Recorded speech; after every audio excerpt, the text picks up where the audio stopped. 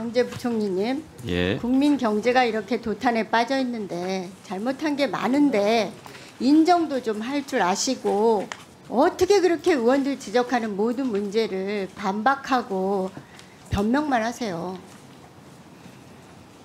총체적인 국가 부도 위기는 내각 총사퇴와 국정기조의 일대 전환 없이는 벗어나기 어려워 보입니다.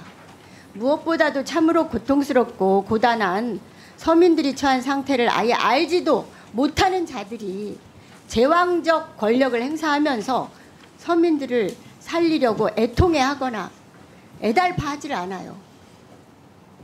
더 큰 걱정은 국민들을 한숨 돌리게 하기는커녕 개선될 거라는 믿음도 없다는 겁니다.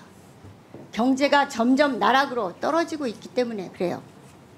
수출로 먹고 사는 나라에서 윤석열 정권의 편향적 종속 외교로 무역 적자가 전 세계 208개국 중에서 무역 수지 세계 꼴찌인 200입니다.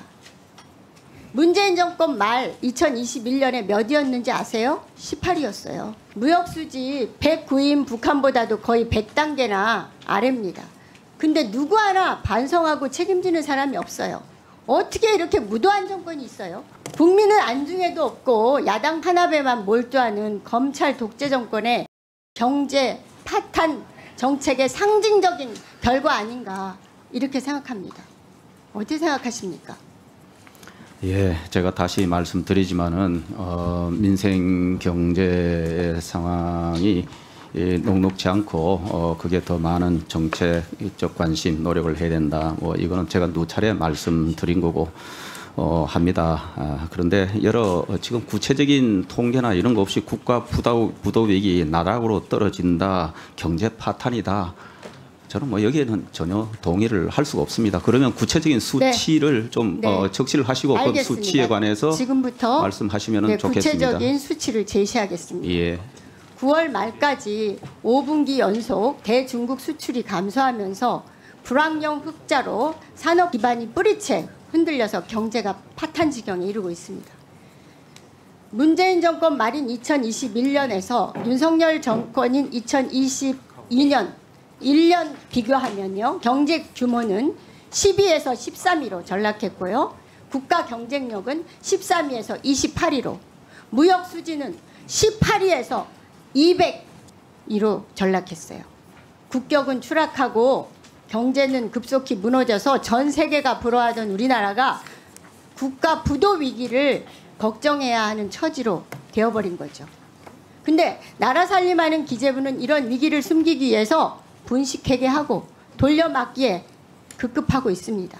연말까지 59조 원 펑크 날 거라는 사상 최악의 세수 펑크는 훨씬 더 많은 73조가 날 것이라는 분석도 있습니다. 기재부가 직접 땜질식으로 눈속임을 계속하고 있는데요. 재정증권 40조 원을 30일에 걸쳐서 발행했어요. 역대 최고 수준인 한국은행 단기차입금 113조 빌려서 돌려막기 하고 있어요. 이자로만 무려 3,100억의 국민 혈세를 지출했습니다. 이것도 부족해서 10년 만기 미국 국채 금리가 5%를 넘는 사상 최고 수준으로 치솟고 있는데 안전자산이라고 여기고 미국 국채를 3분의 1이나 갖고 있던 외환 보유고가 가만히 앉아서도 줄줄 새고 있습니다. 그런데 1,360원에 가까운 고환율 무서운 상황에서도 상환 기일도 도래하지 않은 환율 방어용 외국한 평형 기금까지 쓰고 있어요. 맞죠? 40조까지 끌어다가 쓴다고 발표까지 했어요. 정작 그런데 외평 기금은 자금이 부족하다고 외평채를 발현해서 필요한 자금을 조달할 수밖에 없다. 이렇게 계획안을 제출했어요. 끊임없이 정부 자금을 회전문에다 넣어서 돌려막고 있는데 편법, 꼼수, 교활한 방식까지도 다 동원해서 분식회계를 밥 먹듯이 하고 있습니다. 아끼고 아껴둔 여기저기 적금까지 깨서 영끌로 탈탈 털어먹고 있는 중이에요. 이와 더불어서 이미 확정 의결된 예산조차 8월 기준 지난해보다 64조 원이나 적게 집행했어요. 사실상 집행 과정에서 세출 예산 규모를 대폭적으로 축소시켜버린 거죠. 지방 교부금도 대폭 줄은 거 아실 겁니다. 국내 총생산 19%를 차지하는 정부 소비가 감소하는 등 열악한 지방 재정까지 연쇄적으로 파탄 지경입니다. 5번이나 내린 경제 성장률 1.4% 달성할 수 있습니까? 달성하지 못할 것이라는 게 일반적인 분석입니다. 부총리는 이런 참담한 국가 재정 돌려막기와 분식회계를 하면서도 확장 재정을 하는 중이라고 하셨죠.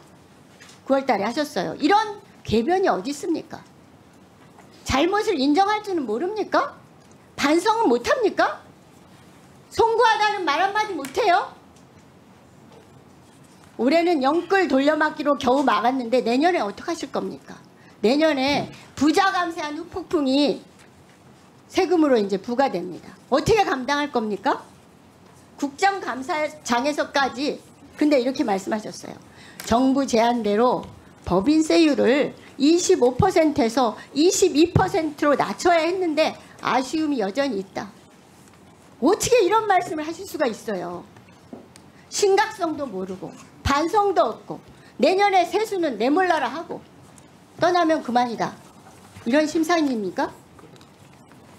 작년과 올해 합산해서 100조 원이 넘는 세수 오차가 발생하고 있는데 이것은 기재부 포함해서 윤석열 대통령의 잘못된 외교정책과 경제정책 실패, 기재부의 재정정책과 세제정책 실패가 초래한 처참한 결과입니다. 예, 이 어디서부터 이 말씀을 드려야 될지 너무 광범위하게 말씀을 주시고 때로는 저 자신도 이해가 되지 않는 이런 쭉 연결고리를 만들어 주셔서 제가 참 깝깝하기도 합니다. 지금 이 자리에 그 세수오자와 부자 감세로 세제 개편 실패를 만들어낸 장본인들이 다 계십니다. 작년과 올해 세수 추계를 책임진 고광효 세제실장은 관세청장으로, 이영일 차관은 통계청장으로, 김윤상 재정관리관은 조달청장으로 버젓이 영전에서 앉아 계세요. 문재인 정부에서 60조 원 추가 세수 났다고 당시 김태주 세제실장이 세수오차 책임지고 문책성으로 옷 벗고 나갔어요. 너무 대조적이지 않습니까? 세수 결선 이 문제는 기재부에 존폐가 걸려있는 문제인 줄 아세요. 안 그렇습니까? 윤석열 정부의 정권의 하순 역할만 잘하면 책임지고 문책받을 일을 얼마든지 했어도 이런 사람들 영전시켜주고 있습니다. 반성과 책임 이런 거 없는 인사 참사가 계속되고 있습니다. 답변하세요. 저희 아까도 우리 일부 의원님 말씀이 계셨지만은 우리가 세수 전망 뭐 등을 정확히 하는 노력을 더 기울여야 된다. 뭐 그거는 공감을 하고요. 근데 경제 전망이나 세수 전망이 틀렸다고 해서 거기에서 뭐 그런 조치, 뭐 인사 조치 이게 과연 합당한가? 그러면 일들을 어떻게 할까? 그런 생각도 해봅니다. 그리고 아시다시피 세수 전망은 작년에 우리가 국회에 다 제출했고 또 국회에서도 여기서 논의 과정이 있습니다. 그리고 국회에서 또 의결을 하는 거고요. 그리고 예정처도 우리하고 동일한 숫자를 제시를 했던 겁니다. 더구나 우리보다 3개월 늦게 제시했음에도 불구하고 작년에 그만큼 여러 한계가 또 있다. 그렇지만은 이번에 더 분발해서 해외 국제기구 자문까지 구해가지고 또 개선 방법이 있는지 한번 찾아보겠다. 이 말씀을 여태까지 드렸던 겁니다.